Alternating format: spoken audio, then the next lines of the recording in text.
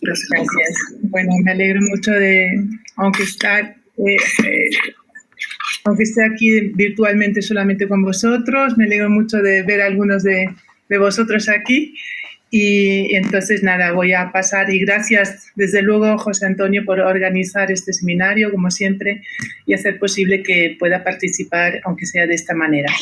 Pues hoy voy a hablar, como, ya lo habrá anunciado José Antonio, no lo escuché, mi ponencia que se titula Autoritarismo, Negacionismo y Manipulación de la Memoria. ¿Se me escucha bien, verdad? Sí. Listo, vale, gracias. El negacionismo histórico y la manipulación de la memoria representan una importante estrategia política de las nuevas derechas con vocación autoritaria que han ido ganando terreno en los últimos años en muchos países del mundo. También en el mundo iberoamericano proliferan en el espacio público y en las redes sociales visiones negacionistas, impulsadas y fomentadas por partidos y organizaciones de ultraderecha con un claro sesgo autoritario, que tergiversan la historia partiendo de falacias, reduciendo, relativizando y negando datos demostrados, despreciando fuentes históricas, difamando movimientos y organizaciones de derechos humanos, cuestionando enfoques y logros de comisiones de la verdad y presentando perpetradores como víctimas.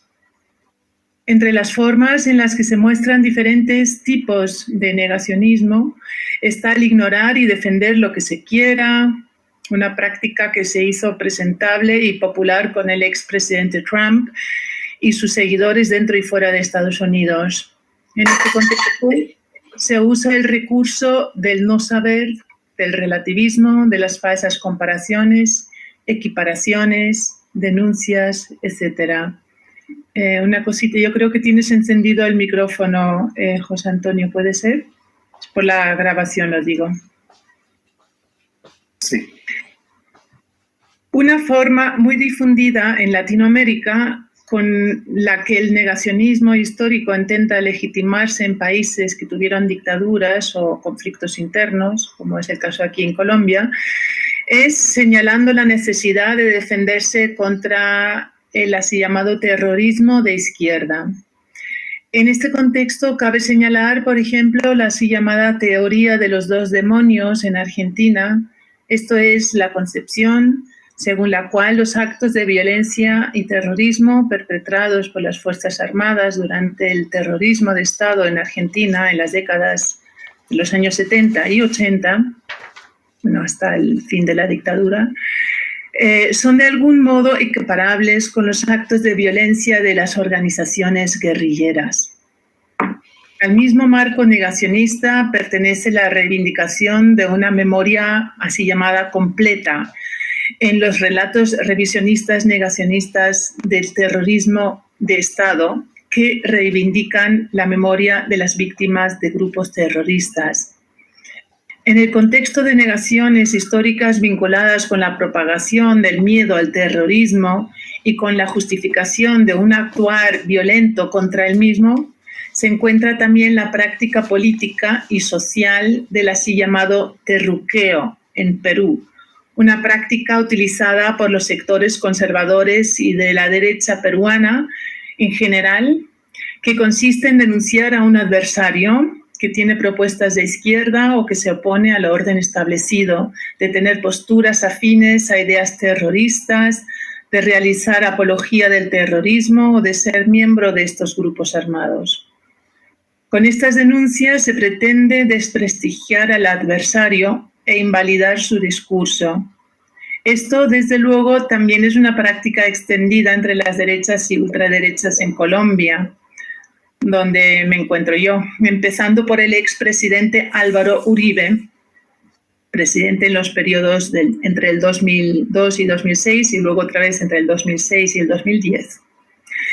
En una entrevista que le hizo la revista colombiana Semana, muy leída aquí, una entrevista que le hizo Semana a Uribe en febrero de 2021 sobre el informe de la Jurisdicción Especial para la Paz, la JEP, en el cual se establece la existencia de 6.402 hechos de así llamados falsos positivos, o sea, estos, ¿no?, ejecuciones extrajudiciales en las que se mataban, bueno, a jóvenes, muchos de ellos campesinos, vistiéndoles luego con uniforme militar y bueno, presentándolos como si fueran caídos en combate, guerrilleros, ¿no? Entonces, ese informe que establece la existencia de esos 6.402 hechos de así o mal llamados falsos positivos entre 2002 y 2008, o sea, el periodo de la presidencia de Uribe, el exmandatario desestimó, a pesar de la solidez de la documentación, la veracidad del informe, calificándolo como lo que él llama tema político. Con ello, no solo intentó desacreditar los conocimientos logrados, bueno, de estos crímenes durante la presidencia de Juan Manuel Santos, que fue entre el 2010 y el 2018, quien había sido, por otro lado, ministro de Defensa de Uribe entre 2006 y 2009, igualmente responsable de las ejecuciones extrajudiciales. En su negación de la veracidad de este informe, Uribe trató de desacreditar entonces no solamente a Santos, sino también a las organizaciones de derechos humanos que respaldan la participación de las víctimas y que Uribe tacha de, cito, enemigas declaradas del gobierno de seguridad democrática, de lo que fuera su gobierno en su tiempo. Hay que recordar aquí, como señala el politólogo colombiano Douglas Giovanni Rodríguez Heredia, en una ponencia que él dio el año pasado en la ex-ESMA en Buenos Aires, hay que recordar aquí que durante el periodo presidencial de Uribe, el movimiento de derechos humanos fue calificado como un brazo político de la guerrilla. La presunta necesidad de defender el orden, la patria y el progreso, junto con la memoria heroica ensalzada de las fuerzas militares, representa una de las estrategias fundamentales con las que las ultraderechas de Colombia y de tantos otros países niegan hechos históricos y manipulan la memoria. Ahora bien, aunque en los últimos años han incrementado estas visiones, el negacionismo histórico no es un fenómeno obviamente reciente. Al contrario, el negacionismo en el uso público del pasado ha sido una práctica sistemática a lo largo de la historia de la humanidad. En todos los siglos ha habido incontables ejemplos de violaciones de derechos humanos y crímenes de lesa humanidad, cuya existencia ha sido negada y cuyas huellas y memorias han sido borradas y silenciadas o bien manipuladas y representadas de manera distorsionada. Esto ocurrió también con el genocidio de los pueblos indígenas o con la historia de la esclavitud de los pueblos africanos. En el siglo XX destacan por su magnitud la negación del genocidio armenio de 1915 en el Imperio Otomano, así como la negación de los campos de exterminio de la época nazi, una negación que estaba prevista ya desde el principio en el plan ideado por los nazis para llevar a cabo un genocidio integral que incluyera no solo las vidas, sino incluso la memoria futura de las víctimas. Detengámonos un poco en este último caso, el de la negación de los campos de concentración, tal y como pervive hasta el día de hoy, donde evidencias históricas, razones políticas y también legales hacen que muchos negacionistas no revelen de manera abierta y rotunda sus posturas, dando paso a expresiones y formas de comunicación disfrazadas.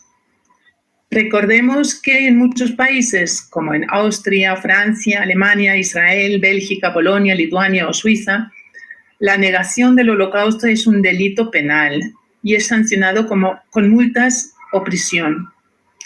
Por ello, como resalta Ruth Bodak, profesora austríaca de lingüística y analista del discurso, los negacionistas del Holocausto se expresan a menudo de manera indirecta, por lo que se requiere un análisis crítico que detecte las intenciones y los elementos negacionistas de esos discursos. Entre las estrategias empleadas por los negacionistas del Holocausto se encuentran, según Bodak, las siguientes. Primero, afirmaciones que se mueven en una ambivalencia calculada entre la abstracción y la vaguedad. Segundo, la inversión de víctima y perpetrador. Esto es, afirmaciones que muestran al perpetrador como víctima y a la víctima como perpetrador. Y tercero, la reescritura de la historia. Esto es, la narración de una historia que distorsiona y falsea hechos y contextos históricos. Estas tres estrategias generales se pueden, desde luego, observar también en otros contextos negacionistas, en los que se intenta manipular e instrumentalizar el uso e imaginario general del pasado para cumplir fines racistas, autoritarios y discriminatorios. Ahora bien, en el marco legal internacional, estas posturas negacionistas se encuentran entre dos pilares que pueden colisionar. Una colisión de la que tratan de sacar provecho los negacionistas. El primer pilar representa una prohibición y les pone un freno a los negacionistas. Pero el segundo, que representa un derecho, les respalda en cierto modo, al menos así lo entienden ellos. Ellos los negacionistas, ¿no? El primer pilar al que me refiero es el artículo 4 de la Convención Internacional sobre la eliminación de todas las formas de discriminación racial adoptada por la Asamblea General de las Naciones Unidas el 21 de diciembre de 1965. Perdón. Y que entró en vigor el 4 de enero de 1969.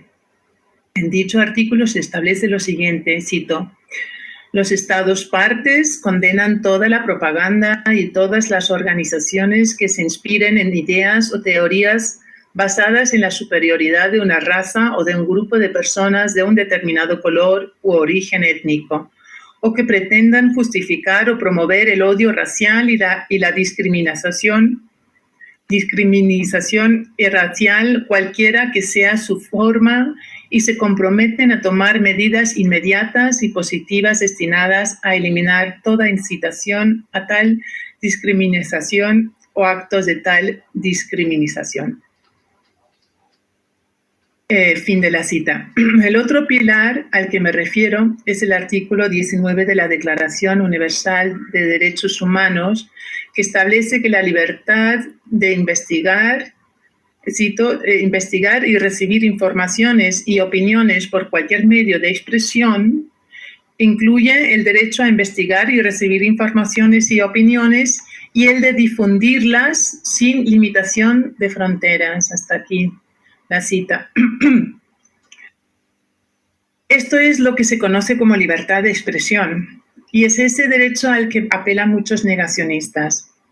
Ahora bien, las Naciones Unidas reconocen que la libertad de expresión no es ilimitada.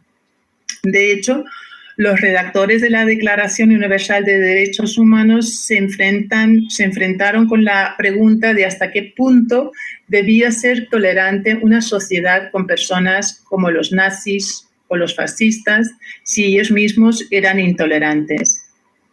Por eso, cuando la Declaración Universal de Derechos Humanos fue traducida a leyes internacionales vinculantes en tratados posteriores, se estableció la prohibición explícita de cualquier defensa del odio nacional, racial o religioso que constituyera una instigación a la discriminación, hostilidad o violencia. En este contexto, el Pacto Internacional de Derechos Civiles y Políticos provee criterios explícitos que los gobiernos deben cumplir al restringir la libertad de expresión. El artículo 20, a su vez, establece los límites que una provocación no puede sobrepasar, barreras que se dan, por ejemplo, cuando una provocación incita al odio o difunde información falsa para justificar acciones contra civiles. Volviendo al caso de la negación actual del Holocausto y también en muchos otros casos, en otros ámbitos, esta situación entre el derecho de expresión y los límites impuestos al mismo hace que los negacionistas busquen y usen formas secundarias, indirectas, de negar los hechos, así como sus causas, dimensiones y consecuencias. En el contexto antisemita en el que hay que situar la negación del Holocausto, Ruth Wodak destaca las siguientes macroestrategias en el discurso legitimador propio de un antisemitismo que ella denomina como secundario, al no mostrarse de manera directa. La primera macroestrategia de este tipo de antisemitismo y negacionismo consiste en negar en general el contexto de la aparición del antisemitismo. Esta negación puede realizarse, según Wodak, en tres formas. En primer lugar, se nivelan las diferencias y se argumenta que todos los países y todas las guerras son iguales. La segunda forma de negación consiste en pretender no saber nada y en negarse a adoptar una posición clara. Y la tercera forma, finalmente, recurre a una presentación de sí mismo como víctima para echar la culpa a los otros. La segunda estrategia macro que Wodak destaca consiste en abrir una discusión general a un nivel más alto, presuntamente científico. Así, por ejemplo, algunos negacionistas antisemitas empiezan a analizar extensamente la situación prebélica en Alemania, abren discusiones sobre el pasado, sobre Israel, etc. En este marco se recurre a menudo a comparaciones entre acontecimientos del pasado y del presente. Analogías que distorsionan y tergiversan hechos, situaciones y contextos. Desde luego, estas comparaciones no suelen quedarse en lo meramente teórico. Son usadas para justificar y presuntamente legitimar acciones propias. La tercera estrategia macro consiste, según Wodak, en una representación positiva de sí mismo.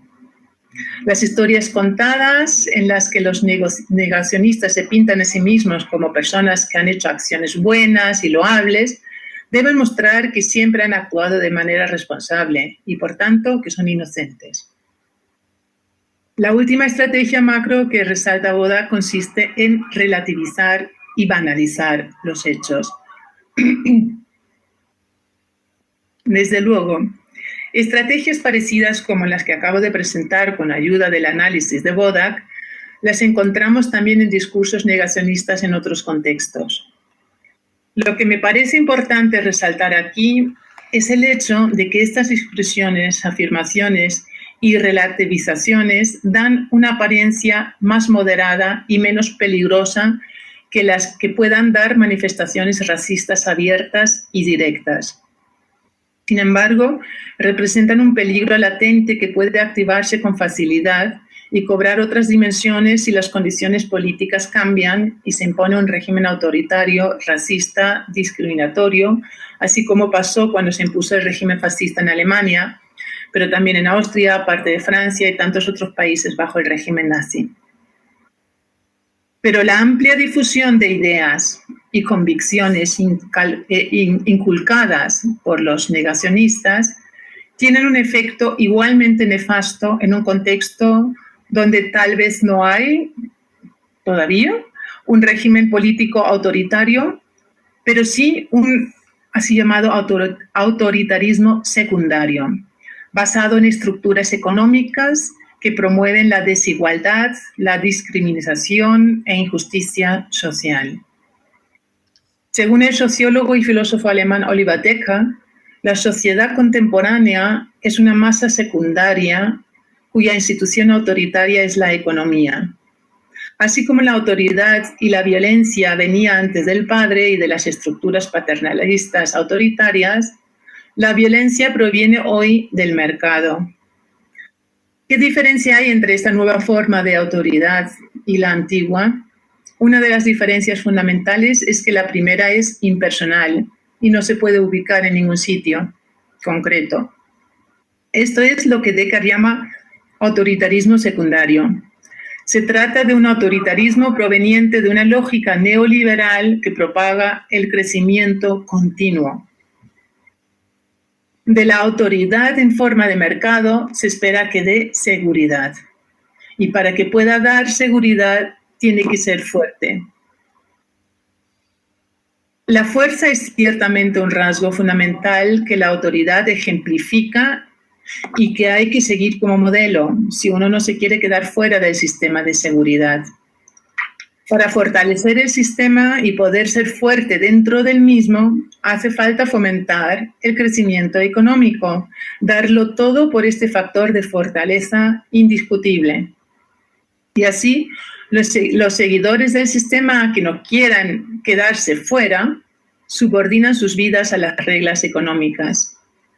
Aunque esto conlleve altos costes para los individuos, estos desean la participación futura en el poder de la autoridad, como resalta Decker. Pues si no se afirman en el mercado, este los descartará, con todas las consecuencias que ello conlleva para sus vidas y su supervivencia. La paradoja es que así el individuo no se hace más fuerte, sino más dependiente y débil. Pero en vez de reconocer la raíz del mal en las exigencias de la economía y de distanciarse de ellas, anhela su fortaleza, lo cual hace que sea todavía más dependiente de las mismas. Con ello, la autoridad violenta de la economía produce una gran ambivalencia y mucha agresividad.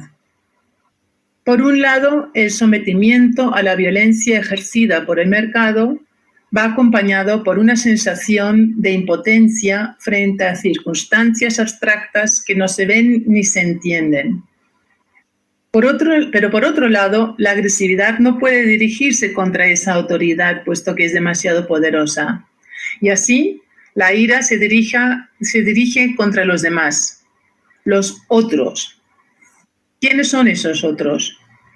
Obviamente los que son percibidos como débiles, aquellos que se han sustraído a la autoridad fuerte y que ponen en peligro el sistema de seguridad que presuntamente proporciona el sistema económico. Esos otros, esos débiles, son, por ejemplo, los extranjeros, especialmente el migrante económico o refugiado. Como resalta el sociólogo alemán Helmut Thamer, las nuevas derechas canalizan los sentimientos de impotencia, miedo e ira, dirigiéndolos contra el extranjero, el otro que es más débil, el migrante económico o el refugiado. Proponen soluciones simples y violentas que se dirigen contra los extranjeros. Volver a homogeneizar la población, fundirla en un pueblo capaz de defender nuestro bienestar y reservarlo para nosotros. Propagan que hay que expulsar a los extranjeros, a todo lo extranjero, y también a los que hasta ahora han gobernado y sus partidos. Como resalta Dahmer, las nuevas derechas parten de que hay que asegurar el territorio nacional con nuevos muros en el sur y en el este. Ahora bien, ya estoy terminando. Las mismas derechas que promueven la xenofobia en el presente son las que al mismo tiempo niegan las atrocidades del pasado, las cuales se basaron precisamente en la xenofobia, el racismo y la intolerancia. Negacionistas históricos como los antisemitas que niegan el Holocausto sacan para su propagación provecho de la angustia, impotencia y agresividad que impone el sistema violento del mercado neoliberal. Con ello vemos claramente la conexión que hay entre estas posturas y el sistema económico autoritario. Lo mismo ocurre con otras formas de negacionismo histórico. El autoritarismo secundario del mercado, la violencia que éste ejerce sobre los seres humanos y la impotencia y agresividad que genera representan un caldo de cultivo idóneo tanto para la producción como para la recepción de mensajes negacionistas relacionados con la manipulación de la memoria y la denuncia del otro que presuntamente representa un peligro. Ese otro que puede ser un extranjero, un judío, un migrante económico, un habitante de la calle, un refugiado o un presunto terrorista, que en realidad tal vez es un luchador por los derechos humanos, un disidente, un líder social o simplemente una persona que se pronuncia contra el establishment y el orden económico vigente. Bueno, hasta aquí lo que os quería presentar y muchas gracias por vuestra atención.